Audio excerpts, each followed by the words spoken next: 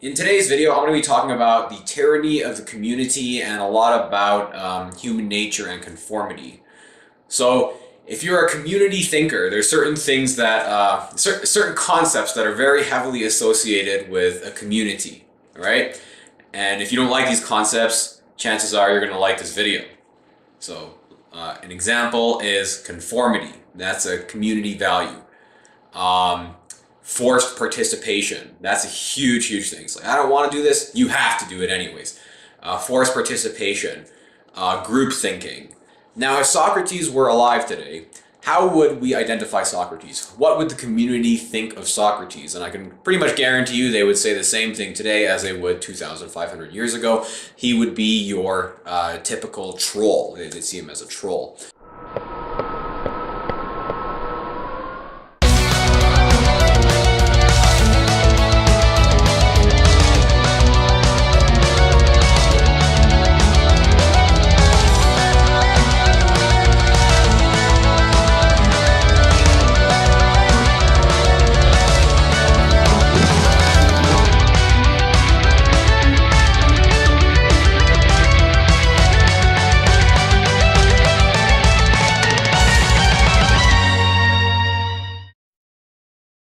All right, now I think a lot of people don't realize that their society, if you live in a democracy, is really based on community principles. All right, it's really based on these ideas of forced participation, conformity, censorship, and being quiet and politically correct. These are the fundamental concepts, and this is why anybody who has some emotional depth or intellectual depth is really turned off by politics. Now, what you're going to notice right away of democracy apologists is same thing with religious apologists. They're all going to change the definition of democracy to mean something that you would most likely agree with, and then once you agree with these things, then they're going to throw in, community politics on top of that, right? One of the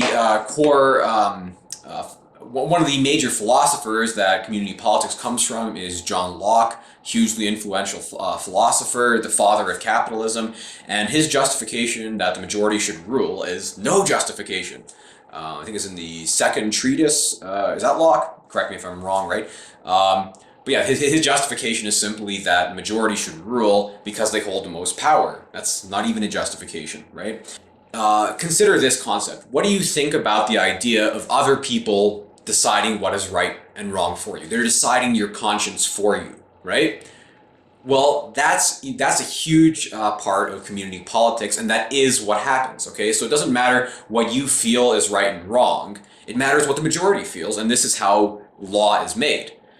And people are going to say, "Oh, that's not true. We have all these minority rights. It's the social justice warriors who get everything. It's the minorities who get everything." No, the only reason minorities get rights or anything like this is because they become popular. Okay, so find me an unpopular minority who has rights. They don't.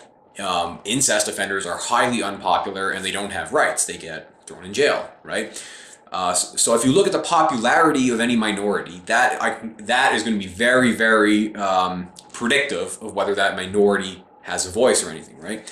All right, now the next thing I like to look at is this concept of forced participation. What you don't realize is just how much forced participation there is, okay? So, for example, if you live in Canada, let's say you radically oppose multi-billion-dollar sports spending, all right? You oppose the Olympics, you oppose the Pan Am Games, because you can't even afford basic necessities of life, you can't afford housing. Housing in Canada is a very serious problem, right?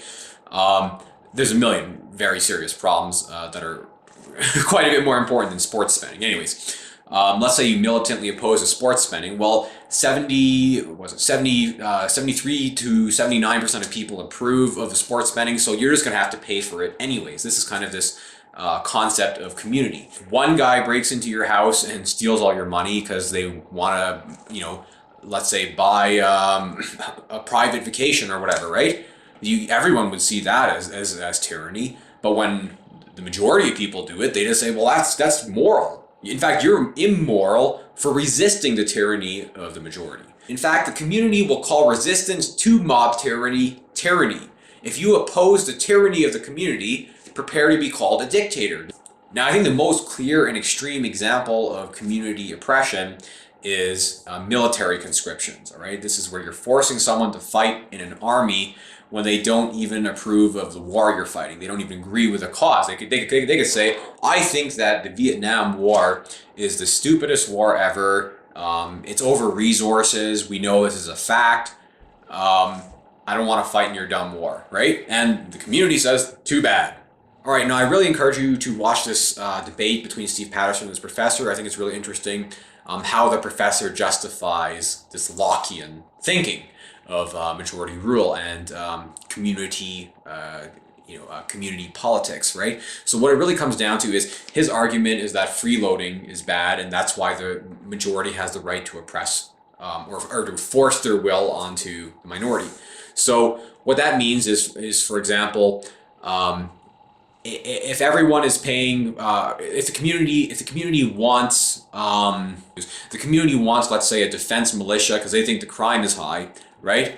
Well, what he's saying is it's unfair that the community is paying for this defense militia, but then this other guy who doesn't agree with the defense militia and thinks it's stupid and dumb and a waste of money, he thinks it's unfair that they're benefiting from the protection of the militia without having to invest any money into it. So this person is a freeloader, right?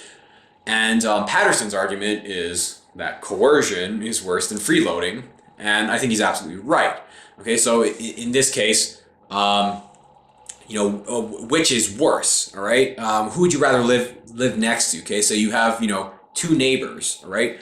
One of them will show up to your barbecue, and this, let's say you have a barbecue where everyone's supposed to bring some food and contribute. You have one neighbor who will show up to the barbecue, and he won't bring any food, but he'll eat a lot of food, right? He's the freeloader. Well, that's your one neighbor. And on the other, the other neighbor, then when they host a barbecue, they come to your house with a gun, and they say, you have to come to my barbecue, whether you want to or not. Cancel all your plans, right? You're coming to my barbecue. If you don't, I'm gonna shoot you. And you're going to have to bring some meat and contribute to the barbecue, because if you don't contribute, then you're a freeloader. All right, that's really the arguments for the more libertarian thinking versus the more Lockean thinking. And obviously, libertarian philosophy, there's a balance point. All right, you can't be 100% libertarian. I think there is some instances where you have to basically force participation. All right, so for example, let's say poor people in your society can't afford any health care, right? And you try to you try to solve it without violence, and you say, okay, everybody, we need to contribute money to these poor people's health care. They're not getting any. Let's contribute money, and then people say, no, I'd rather have my vacation. Screw that. They can go to hell. Well, in this case, I think you would be justified in taxing people because, to some extent, the rights for these people to live matters more than someone accumulating millions of dollars. One of the most important and basic human needs is social interaction, and the community has a complete dictatorship over that. They completely control and moderate social interaction. So we can just make you a totally ostracized loner who everybody hates, right? And most people don't enjoy being in this situation where everyone around you hates you, right? So the community has an outrageous amount of power to affect people's lives, and in reality, to a very large extent, the community is almost more powerful than the law. Steve Patterson would argue it is more powerful than the law. Social norms are more powerful than the law. And I'll give you an interesting logic model to look at this, right?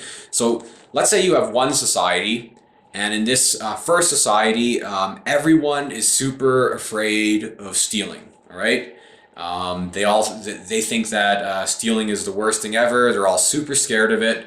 Anytime anyone brings up stealing, they're like, oh, no, we'll never ever do that in a million trillion years, right? That's the worst thing you could ever do, right? But in reality, there's no consequence. There is no, it's not even illegal, right? There is no, or the government doesn't even enforce the law, right? So that's your first scenario. In your second scenario, you have everyone happily and casually stealing. Right? They do it for fun. It's just, oh, I steal this. Hey, let's go over to this store and steal that. And then we'll go here and steal that. That's how everyone's attitude's like, right?